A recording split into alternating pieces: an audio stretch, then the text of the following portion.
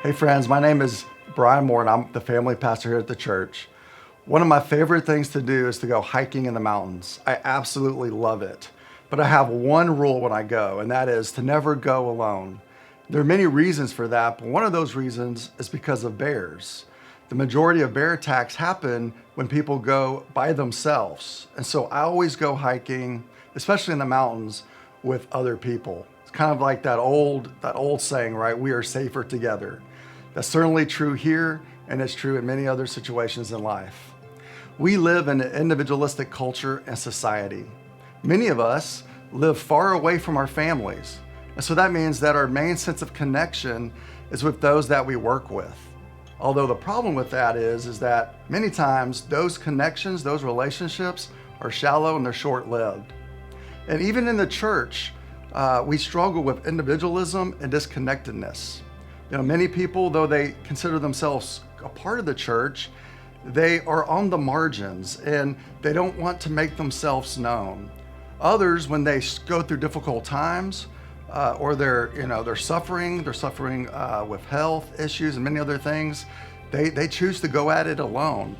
And while they may be at church, they put up a mask and they don't want to let others in, instead of finding the support and encouragement that is available in the Christian community. Now, of course, when we look at the scriptures, we see that community is central, right? God created us for community right at the beginning. We see that God formed a people for himself, the Israelites, and they worshiped and they lived together in community. And then after Jesus died and was raised from the dead and ascended into heaven, God poured out the Holy Spirit and instituted the church, the community of believers. And that community is just as important for us today as it was for them back then. One of my favorite scriptures in the Bible dealing with community is in Hebrews chapter 10. And I want to read to you verses 24 through 25. It says this: "Let's also think about how to motivate each other to show love and to do good works. Don't stop meeting together with other believers, which some people have gotten into the habit of doing. Instead, encourage each other, especially as you see the day drawing near." I have found that when I drift away from the church, that I begin to drift away from God. And when I drift away from God, I find my love for God growing cold, my love for others growing cold. I find myself not wanting to study the scriptures or pray as often, and I find myself not being motivated to do the work of God. So I know that I need to surround myself with other believers that can encourage me to follow after God, to pursue Jesus. I have also found that there's safety in numbers. While we don't have actual bears, in our lives today, we do have wolves that seek to devour us, spiritual wolves. Sin tempts us and tries to pull us away from God. Satan wants to distract us and deceive us and pull us away from God.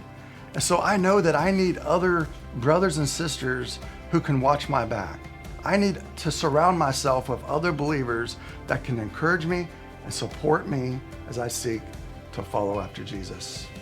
Friends, it is my prayer for each one of us that we will find a way to get connected more deeply into the Christian community. And I think that is more important now than ever. Maybe that looks like getting involved in corporate worship, whether that's tuning in online or joining us in person. If you have kids, maybe that means getting them connected to the church, because our kids and our teenagers, they need the church. They need to know the church and to feel that connection to the church. And they need other adults to invest in them and to help to model what it means to love and to follow Jesus. Maybe that means getting connected to a small group. We have groups that meet on Zoom, online. We have groups that meet in person, such as the life groups on the park on Wednesdays. And we'd love to have you come and join us for that. Or maybe it means getting connected to a team to serve with. Whatever that looks like for you, whatever next step you might be able to take, it's my hope and prayer that you will get connected to other believers. Because friends, we need each other and we're safer together. Thank you so much for listening. God bless.